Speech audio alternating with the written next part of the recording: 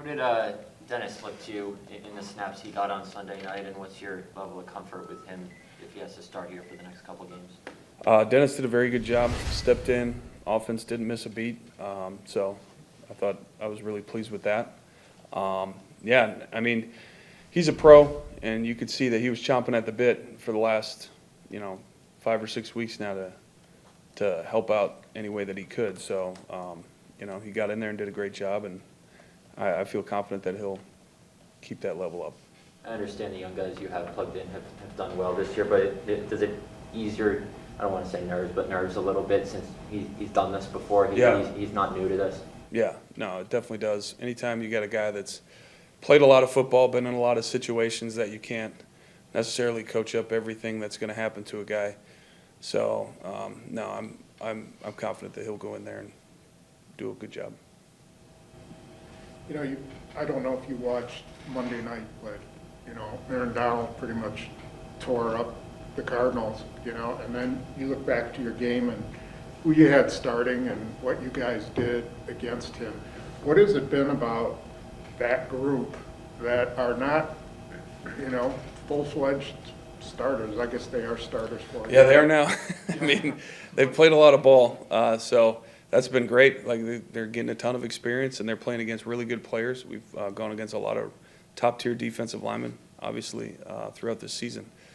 And I think every week they just take the challenge. Obviously playing a guy like Aaron Donald, he's the best in the league. And so the guys take that to heart. They step up, and it's not just one guy here or there. It's a whole unit. Everyone just playing together and making sure we're all on the same page, doing a good job. So it's just a credit to those guys and just the mindset that they have week in and week out, that no matter who lines up against them, we got to bring our best and do a good job.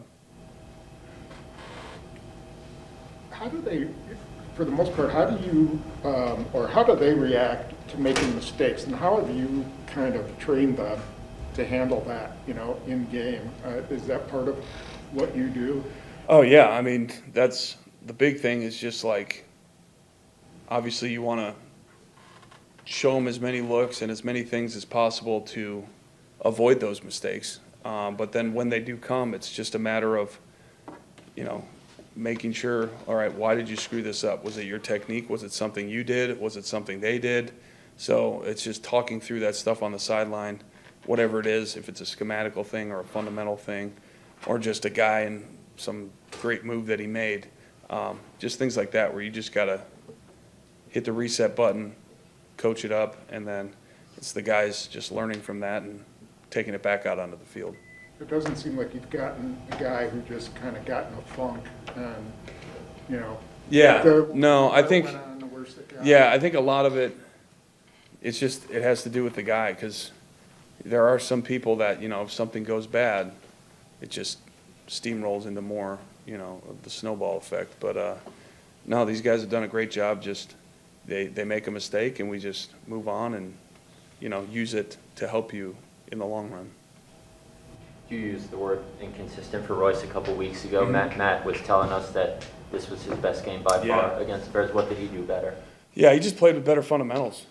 He has great athleticism. He has all the physical tools, that we're looking for. And it's just a matter of him understanding his body and putting himself in the best position to be successful. So I think this last game versus the Bears was his most complete game from that aspect of playing with a good base, playing with good hands, moving, coming off the ball, just all the things that we're looking for in a guard. And, so he did a nice job there. I don't know about getting David back out there. I know we're still a ways away and all that sort of thing, but have you seen anything about just his movement this second time around that's going to give you even more optimism than what happened before he needed that scope? Yeah, I'm going to kind of hold off saying anything right now just because, it's a day-by-day thing that it really is with what's going on with him. So hopefully we just can keep stacking some good days together and we can get him out here as soon as possible. But, it fluctuates, so. Is it your idea to lead the applause when he ran out there today? No, but I joined in. It was good. Yeah, I'm going back to Dennis for a second. You know, he came in, I think it was like July 28th or something like that. Just what has he added to your room so far? Because I know we've talked to him, I think, maybe twice. Yeah. It seems like really.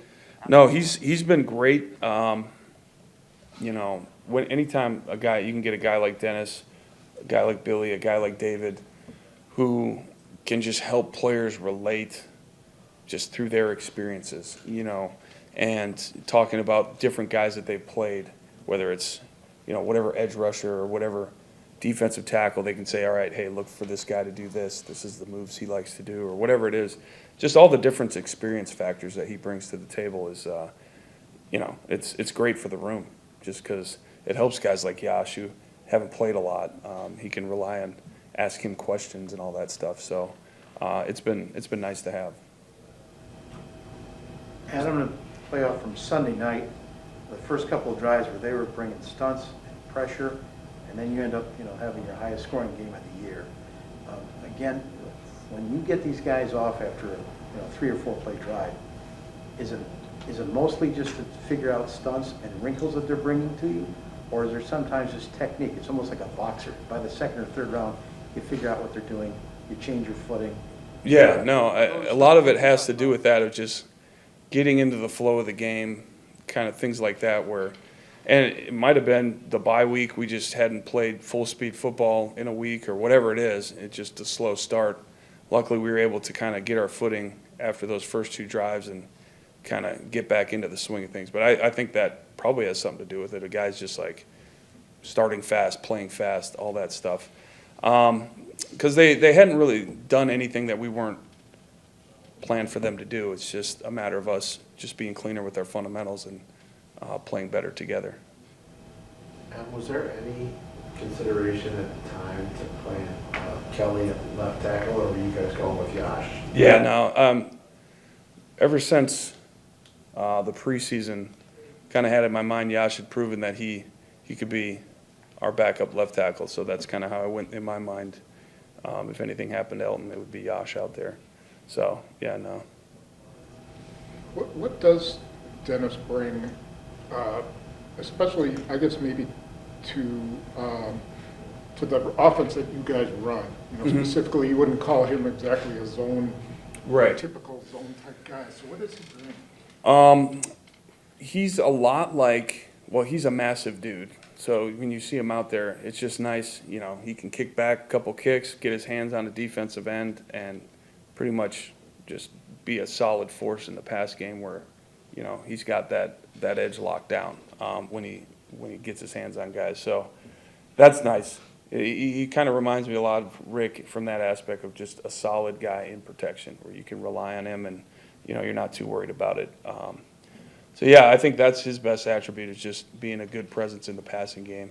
And then in the running game, he's a big dude, so he comes off the ball. And when we get some good combos, we had some good combos with him and Rice, just knocking guys off the ball, creating some holes in the front.